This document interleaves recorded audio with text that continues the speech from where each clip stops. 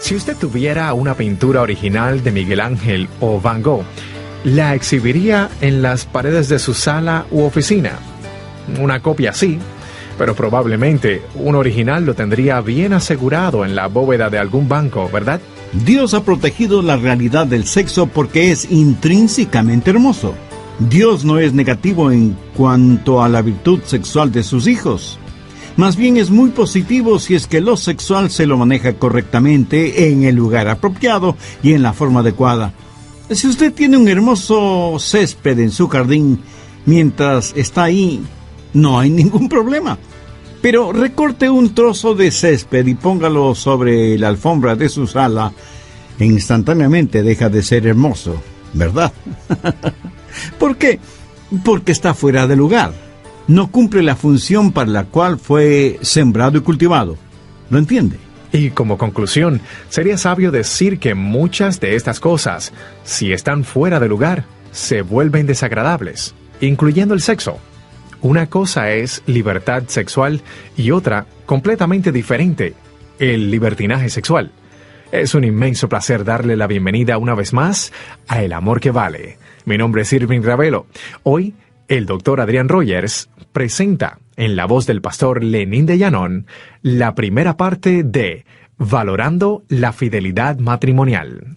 Se dice que Norteamérica como país ha experimentado una revolución sexual. En cierto sentido, esa es la verdad. Pero más que una revolución, ha sido una regresión que ha traído como consecuencia increíbles desastres en cuanto a los valores éticos y morales se refiere. Yo aún puedo recordar cuando el aire era puro y el adulterio era considerado un grave pecado. Ahora escúcheme con atención. Aunque los tiempos han cambiado, no solo en Norteamérica, sino casi en todos los países del mundo, la Biblia, la palabra de Dios, no ha cambiado. El mensaje de hoy es para ayudar a los padres para que cuiden a sus hijos, para que no sean succionados por los remolinos de la depravación, guiados por una generación adúltera, enloquecida por el dinero, desde las alcantarillas inmorales de Hollywood.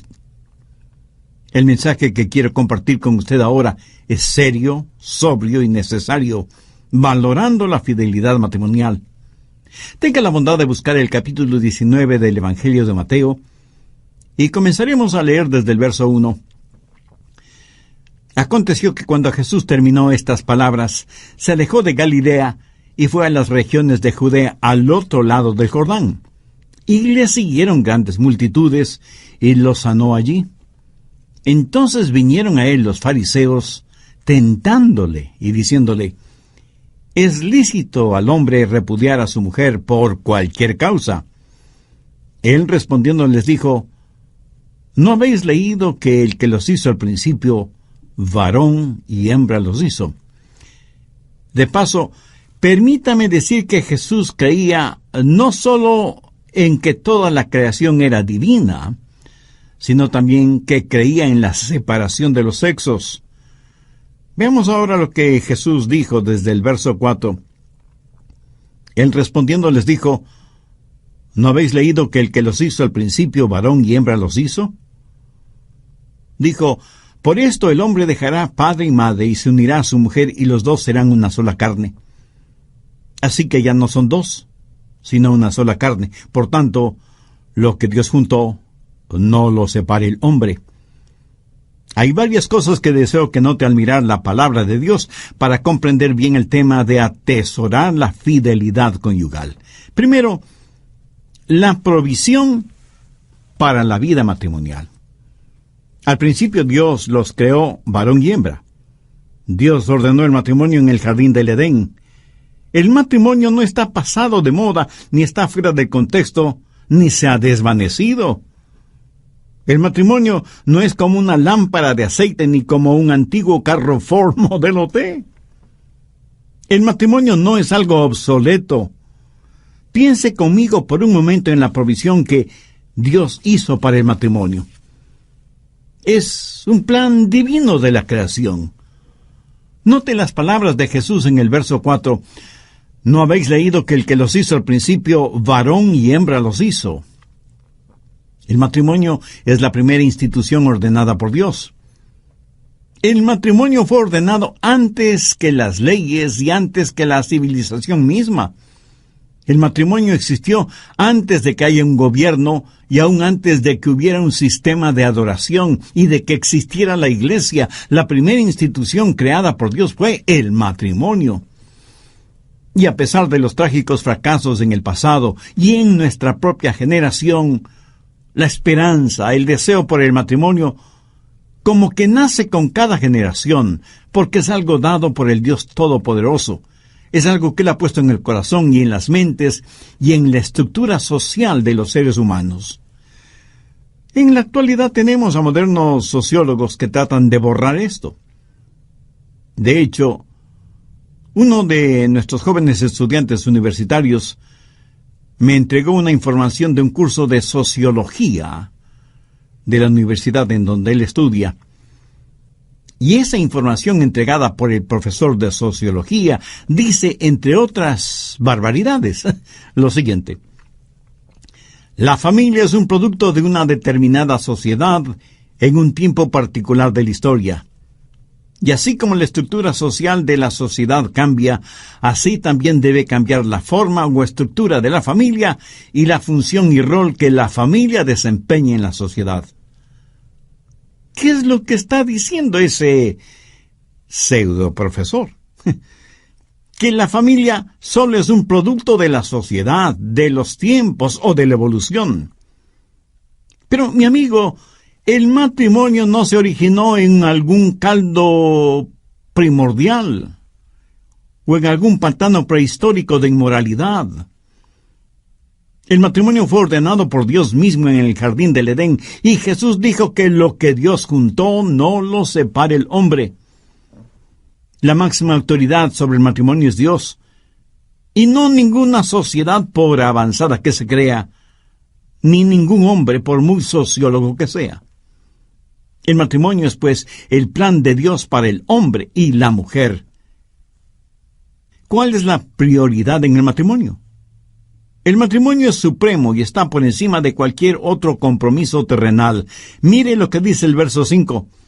Por esto el hombre dejará padre y madre y se unirá a su mujer, y los dos serán una sola carne. Estas son las palabras de Dios mismo. Los padres no son el supremo compromiso. Oh, cierto, debemos honrar a nuestros padres, pero la Biblia enseña que un hombre debe abandonar padre y madre para unirse a su mujer. Eso quiere decir que hay que cortar el cordón umbilical de la relación entre los padres con los hijos y dejar de ser el hijo de mamita o la hija de papito. Y esto usted lo entiende muy bien, ¿verdad? Los hijos no son el compromiso supremo. Cierto, debemos amar y cuidar de nuestros hijos, pero si usted es una madre, comete un trágico error cuando derrama toda su devoción y cuidados en sus hijos, olvidándose de su esposo, y sin pensar que tarde o temprano los hijos abandonarán el hogar. La relación marido-mujer es, en la Biblia, la más importante de las relaciones, más importante que la relación padres e hijos. El mundo de los negocios no debe ser su compromiso supremo. Muchos de ustedes están en peligro de sacrificar sus hogares en el altar de los negocios. Muchos hombres y mujeres son más fieles a sus trabajos que a sus cónyuges. Muchas parejas terminan divorciándose cuando por motivos de trabajo tienen que reubicarse en otro estado o provincia o en otro país. Muchas veces pensamos que un hombre tiene éxito cuando antes de cumplir sus 30 años se ha divorciado 2 veces, padece de úlcera estomacal a los 35, a los 40 sufre un ataque cardíaco, pero es un alto ejecutivo en alguna empresa. En el verso 6 Jesús dice, así que ya no son más 2, sino una sola carne. Por tanto, lo que Dios juntó, no lo separe el hombre. Y a pesar de esta clarísima enseñanza, un juez en una conferencia nacional, en un simposio relacionado con el tema, dijo, debemos enfrentar los hechos y permitir a nuestros jóvenes el que se casen 2 o 3 veces antes de que sienten cabeza definitivamente. Esta es la mejor propaganda para los matrimonios desechables, que va totalmente en contra de la palabra de Dios. Así que no son ya más 2, sino una sola carne. Por tanto, lo que Dios juntó, no lo separe el hombre. No hay nada más hermoso que la intimidad matrimonial. Marido y mujer como arco y violín. Separados no sirven para nada. Juntos pueden producir hermosa música. Marido y mujer, una sola carne. Un matrimonio monógamo que no se lo debe confundir con un matrimonio monótono. Cuando Dios no nos permite alguna cosa es para que no nos hagamos daño a nosotros mismos. Y cuando Él nos lo permite es para nuestra felicidad. En una encuesta sobre el matrimonio, realizada no hace mucho tiempo, se descubrió algo muy interesante. Las parejas que estaban completamente satisfechas con su vida sexual eran los matrimonios que creían firmemente que el sexo fuera del matrimonio era algo equivocado y negativo. Las personas que guardan los mandamientos de Dios en lo concerniente al sexo son las que tienen una satisfactoria vida sexual y gozan de la intimidad sexual en su matrimonio que aquellas que desechan las normas divinas. La encuesta también reveló que el 72% de los matrimonios tradicionales, esto es, un hombre y una mujer hasta que la muerte los separe, tenían hogares mucho más estables y seguros que en los hogares formados con uniones libres. ¿Por qué? Porque Dios tiene un plan magnífico para los matrimonios que operan y funcionan bajo sus instrucciones. Busque 1 Corintios, capítulo 7. Los versos del 3 al 5. El marido cumpla con la mujer el deber conyugal, y asimismo la mujer con el marido. La mujer no tiene potestad sobre su propio cuerpo, sino el marido, ni tampoco tiene el marido potestad sobre su propio cuerpo, sino la mujer. No os neguéis el uno al otro, a no ser por algún tiempo de mutuo consentimiento, para ocuparos sosegadamente en la oración, y volved a juntaros en uno, para que no os tiente Satanás, a causa de vuestra incontinencia. Ahora, ¿qué significa todo esto? Que Dios nos ha dado el sexo no solo para procreación, sino también para comunión, gozo, comodidad, satisfacción biológica, demostración de afecto, amor mutuo, de necesitarse físicamente el uno al otro. En la Biblia, cuando marido y mujer se juntan sexualmente, por lo general usan la frase «y conoció a su mujer». Significa que el sexo es una forma de comunicación que no se la puede describir con palabras. Es una forma de decir «te amo» y quiero sentirte en mí y que tú me sientas en ti. Cuando en sus mandamientos Dios dijo que no se debe cometer adulterio y que hay que huir de la fornicación, no es que Dios está tratando de impedirle el usar algo que Él mismo creó, sino que trata de protegerlo para que sepa apreciarlo. El sexo es un hermoso regalo de Dios. Y cuando Él dice, no adulterarás, es porque el matrimonio es tan estupendo que Dios no quiere que lo adultere con nada. Si usted tuviera una pintura original de Rembrandt o Miguel Ángel o Van Gogh, estoy seguro que no la tendría exhibiéndola en las paredes de su oficina o de su sala, sino que la tendría bien asegurada en la bóveda de algún banco. Dios ha protegido esto del sexo porque es intrínsecamente hermoso. Dios no es negativo en cuanto a la vida sexual de sus hijos. Más bien es muy positivo si es que lo sexual se lo maneja correctamente, en el lugar apropiado y en la forma adecuada. Si usted tiene un hermoso jardín con un césped que parece alfombra, mientras está ahí ese césped no hay ningún problema.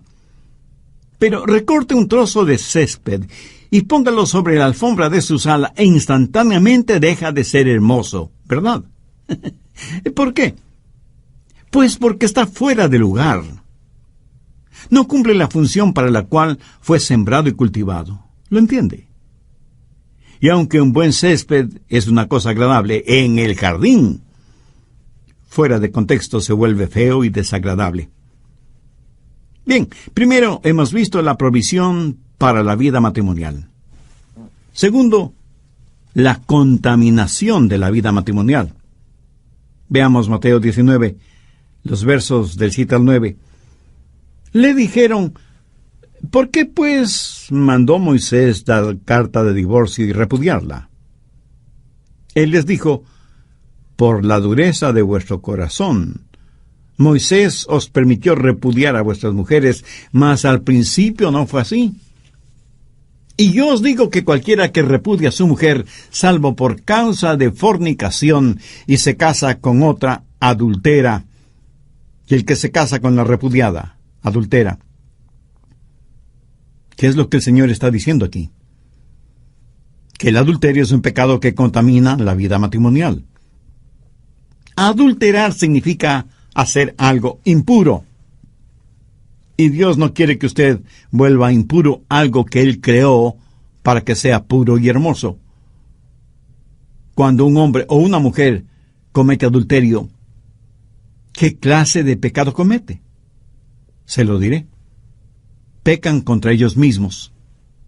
Pecan contra su propio cuerpo.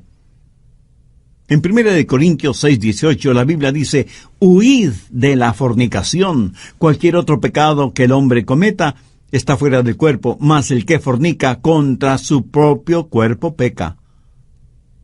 Eso significa que hay algo absolutamente único en el pecado de la inmoralidad. No hay pecado más destructor en lo espiritual, mental y físico que el pecado del adulterio.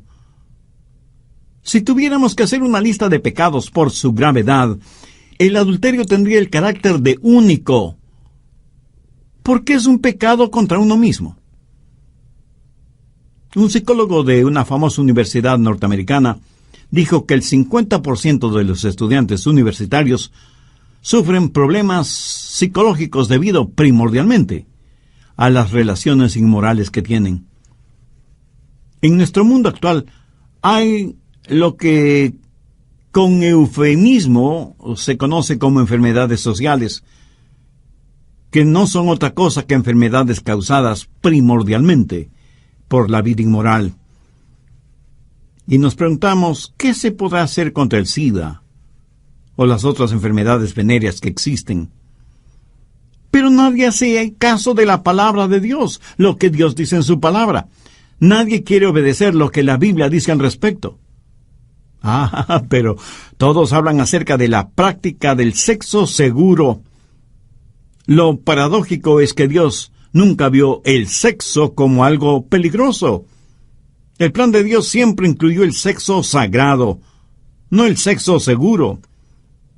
Usted puede sembrar cardos y espinas si así lo quiere, pero no se asombre ni se asuste por lo que coseche.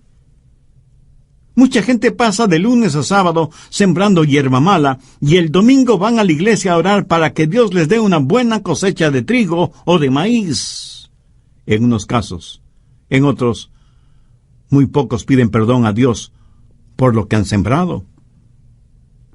Dios quiere y puede perdonar, pero la tierra siempre le dará abundantemente lo que usted sembró. Todos sabemos que hay una ley inexorable. Se cosecha lo que se siembra y siempre, siempre se cosecha más de lo que se siembra. Bien lo dice el refrán popular: siembra vientos y cosecharás tempestades. ¿Qué está sembrando usted en su vida? Si no conoce al Señor Jesucristo como Salvador, le puedo asegurar que está sembrando cardos y espinas, y eso es exactamente lo que cosechará. ¿No le gustaría tener ahora mismo la seguridad del perdón de sus pecados? Si es así, le invito a orar a Dios de la siguiente manera. Querido Dios, gracias por haberme permitido mirarme en el espejo de tu palabra. Me reconozco pecador delante de ti. Estoy perdido espiritualmente y necesito la dádiva de tu gracia y misericordia. Señor Jesús, sé que tú eres el Hijo de Dios y que diste tu propia vida en la cruz como sacrificio para pagar el precio de la culpa de mis pecados. Este momento, con toda la fe de la que soy capaz, te recibo en mi corazón como mi Salvador y mi Señor, y te entrego el control de mi vida. Hazme un instrumento útil en tus manos y ayúdame a hacer tu voluntad. Lo pido en tu santo nombre. Amén.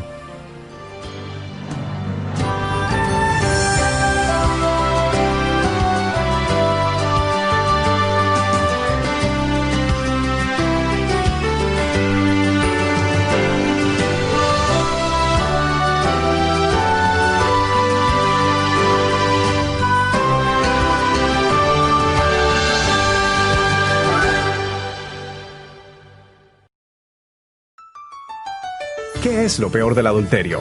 Lo peor del adulterio es que es un pecado contra Dios.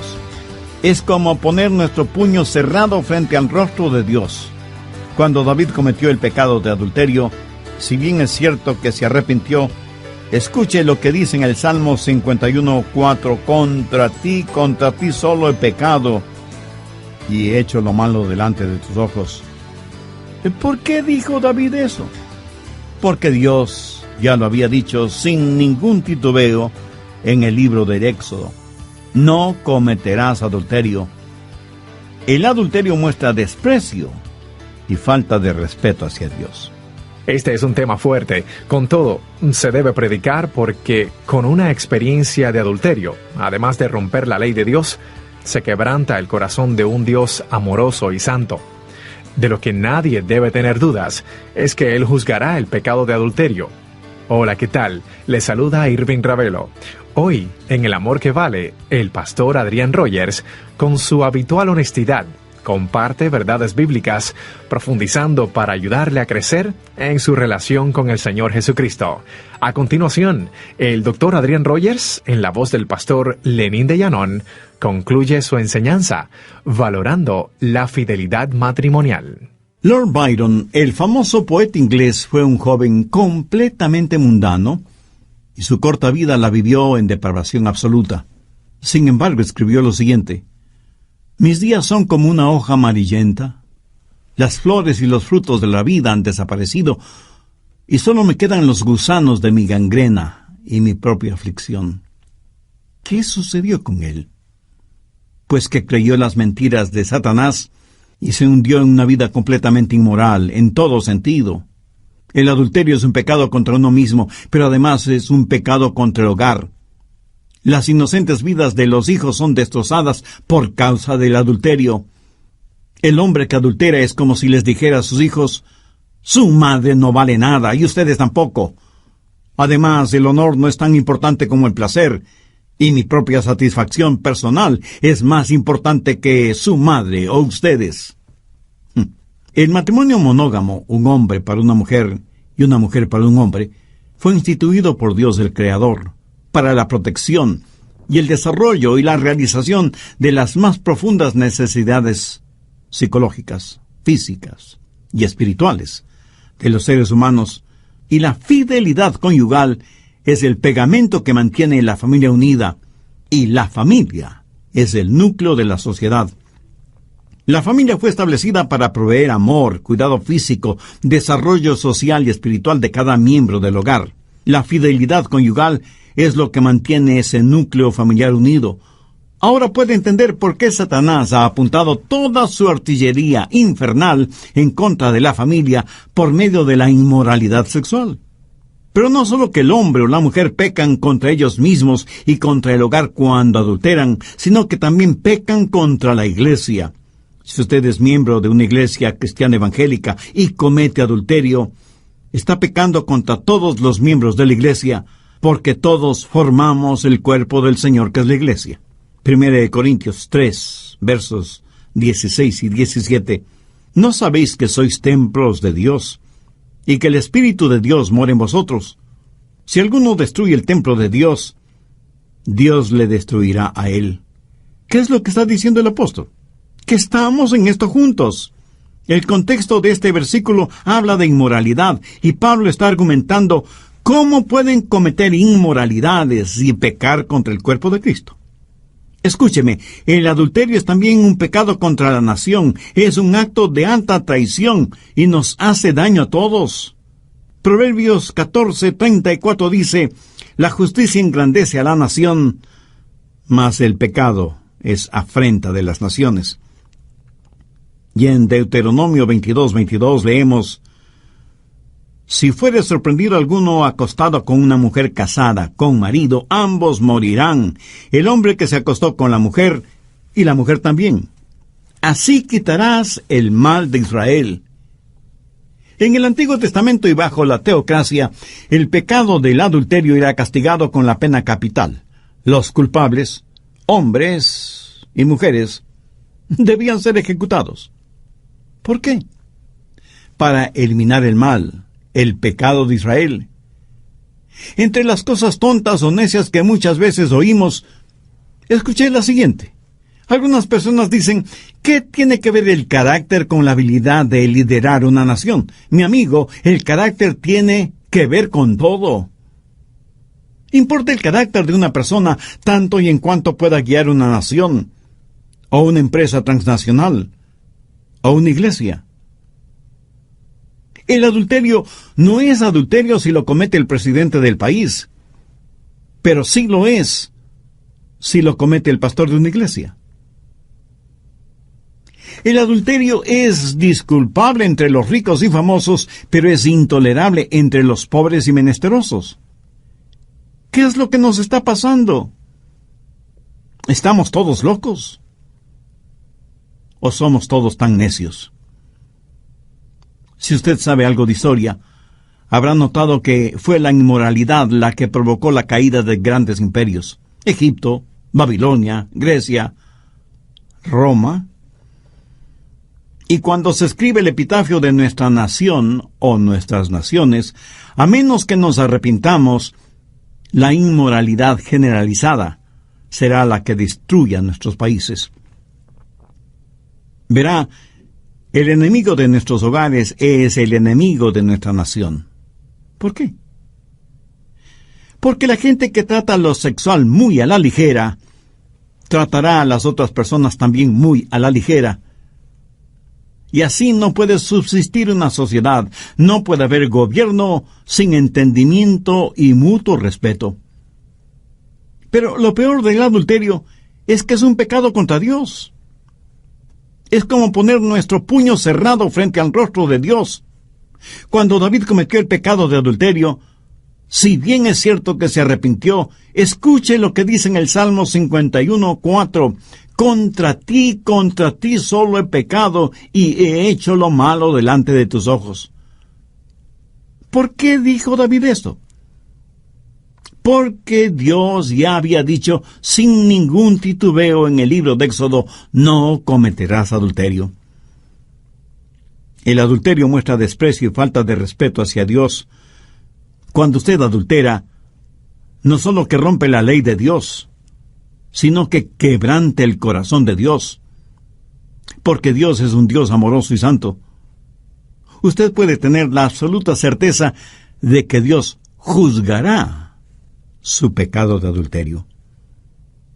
Anote Hebreos 13:4. Honroso sea en todo el matrimonio y el lecho sin mancilla, pero a los fornicarios y a los adúlteros los juzgará Dios. Y en Job 31:11 leemos, porque es maldad e iniquidad que han de castigar los jueces. Y Levítico 20:10 dice, si un hombre cometiere adulterio con la mujer de su prójimo, el adúltero y la adúltera indefectiblemente serán muertos. Estas leyes en el Antiguo Testamento muestran la actitud del Todopoderoso Dios hacia el pecado. Busque Proverbios 6, desde el verso 27. ¿Tomará el hombre fuego en su seno sin que sus vestidos ardan? ¿Andará el hombre sobre brasas sin que sus pies se quemen? Así es el que se llega a la mujer de su prójimo. No quedará impune ninguno que la tocare. Ahora, note lo que dice el verso 32. Mas el que comete adulterio es falto de entendimiento, corrompe su alma, el que tal hace. Veamos ahora 1 Corintios 6:9. ¿No sabéis que los injustos no heredarán el reino de Dios? No erréis, ni los fornicarios, ni los idólatras, ni los adúlteros, ni los afeminados, ni los que se echan con varón, heredarán el reino de Dios. Dios dice, si ese es tu estilo de vida, no pienses en llegar al cielo, a menos que te arrepientas de tus pecados. Efesios 5:5. Porque sabéis esto, que ningún fornicario o inmundo o avaro, que es idólatra, tiene herencia en el reino de Cristo y de Dios.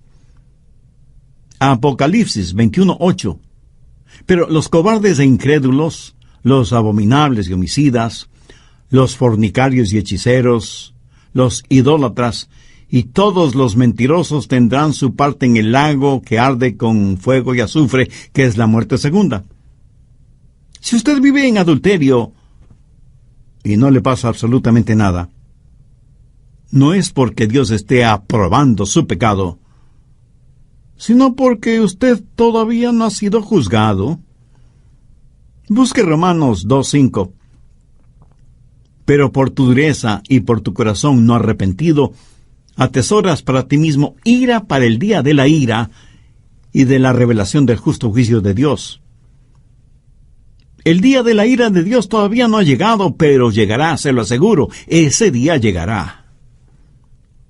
Tercero, la preservación de la vida matrimonial.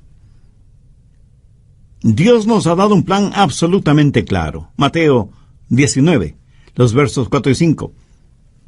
Él respondiendo les dijo, ¿no habéis leído que el que los hizo al principio, varón y hembra los hizo? Y dijo, por esto el hombre dejará padre y madre y se unirá a su mujer, y los dos serán una sola carne. Le voy a dar algunas palabras para que le ayuden a mantener su matrimonio en el camino correcto y para que usted se conserve puro. Decisión. Tome la decisión de vivir para Dios. Recuerde que Dios jamás forzará su voluntad en usted. El escuchar estos mensajes no le cambiará a menos que usted decida obedecer la palabra de Dios. Escoja este mismo día a quién va a servir. Entregue su corazón y su vida a Cristo. Dependencia. No es suficiente el decidir, sino también el depender de Dios.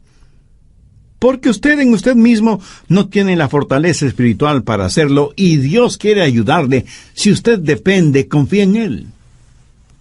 En 1 Corintios 10:13 leemos, no os ha sobrevenido ninguna tentación que no sea humana, pero fiel es Dios, que no os dejará ser tentados más de lo que podéis resistir, sino que dará también juntamente con la tentación la salida para que podáis soportar. Devoción. Comience a amar al Señor con todo su corazón, con toda su mente, con toda su alma, con todas sus fuerzas. Ame a su cónyuge como se ama a usted mismo. Ame con un amor sobrenatural. Después de su decisión y su dependencia, deje que Dios derrame su amor por su intermedio. Usted debe amar a su cónyuge, no si es que se le antoja, sino porque es mandamiento de Dios. Maridos, amad a vuestras mujeres. Las ancianas deben enseñar a las mujeres jóvenes a amar a sus maridos y a sus hijos. Escúcheme, el amor hacia su cónyuge fluirá del amor que usted tenga hacia Dios. Desarrollo. Continúe alimentando su amor en forma diaria. Nutra cada día su amor. El amor no es como un diamante exquisito que usted tiene y lo contempla y admira su belleza y lo exhibe de vez en cuando. pero que la mayor parte del tiempo lo tiene bien guardado. El amor es algo que crece. Es más como una flor que necesita ser nutrida, cuidada, cultivada, protegida, y cuya belleza total se desarrolla durante toda una vida. Hombres casados coquetean todavía con sus esposas. No lo haga con otras mujeres, pero sí con su esposa. Mantenga su carácter romántico durante toda su vida. Nunca llame a ninguna otra mujer con adjetivos calificativos que solo deben ser dedicados a su esposa. Expresiones como corazoncito, mi negrita, mi gordita, mi flaquita, terroncito de azúcar o lo que sea. Deben ser expresiones que usted se las dice a su esposa y no a ninguna otra mujer. Disciplina. 27 veces en el Nuevo Testamento se nos dice que debemos huir de la fornicación, que evitemos las malas compañías, que no leamos o miremos basura. Permítame preguntarle, ¿comería usted basura? Por supuesto que no. Entonces, ¿por qué poner basura en su mente? ¿Por qué convertir a su corazón en un basurero, aceptando la basura de todo el mundo? Cuando era todavía estudiante en la universidad, sobre mi escritorio tenía una plaquita con la siguiente frase: aquel que no quiera caer, no debe caminar por lugares resbalosos. Manténgase puro y limpio. Sea cuidadoso con lo que pone frente a sus ojos, con lo que escucha. Hay necesidad de tener disciplina.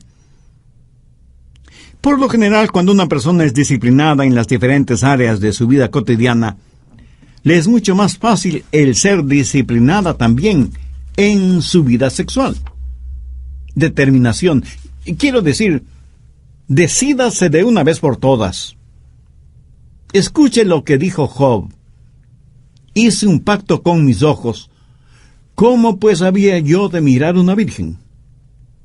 Y el rey David exclamó: pronto está mi corazón, oh Dios.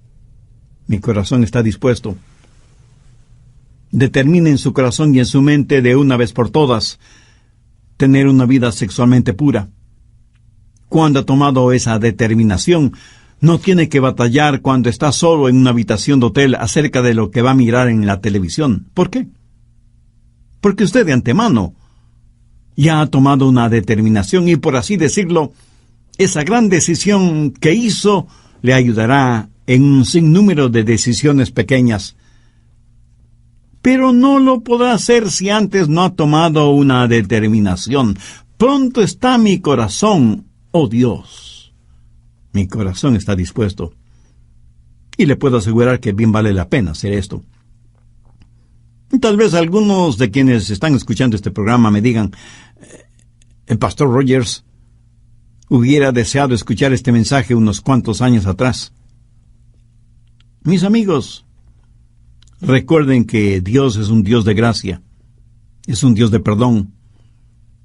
Cuando el apóstol Pablo, escribiendo a los creyentes en Corinto, les dijo: ni los fornicarios, ni los idólatras, ni los adúlteros, ni los afeminados, ni los que se echan con varones, ni los ladrones, ni los avaros, ni los borrachos, ni los maldicientes, ni los estafadores heredarán el reino de Dios. Inmediatamente añade una frase muy importante: y esto erais algunos. ¿No le conmueve esa frase? Y esto erais algunos. El apóstol Juan en su primera epístola dice: si confesamos nuestros pecados, Él es fiel y justo para perdonar nuestros pecados y limpiarnos de toda maldad. Note que dice que nos limpia de toda maldad. Y lo que Dios ha limpiado, ningún hombre puede llamarlo sucio. Una de mis historias bíblicas favoritas es la de la mujer sorprendida en adulterio. Creo que todos sabemos los detalles de esa historia. Al final Jesús le preguntó a la mujer: ¿ningún hombre te acusa? Y ella le contestó: no, Señor, ninguno. Y Jesús le dijo: yo tampoco. Vete y no peques más. ¿Por qué?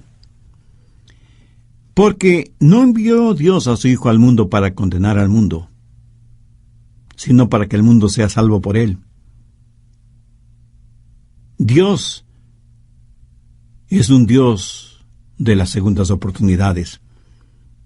Es mi anhelo y oración que este mensaje llegue realmente a su corazón, de manera especial en las vidas de aquellas personas jóvenes que no han cometido el pecado de la inmoralidad, para que se conserven puras para quien llegará a ser su cónyuge.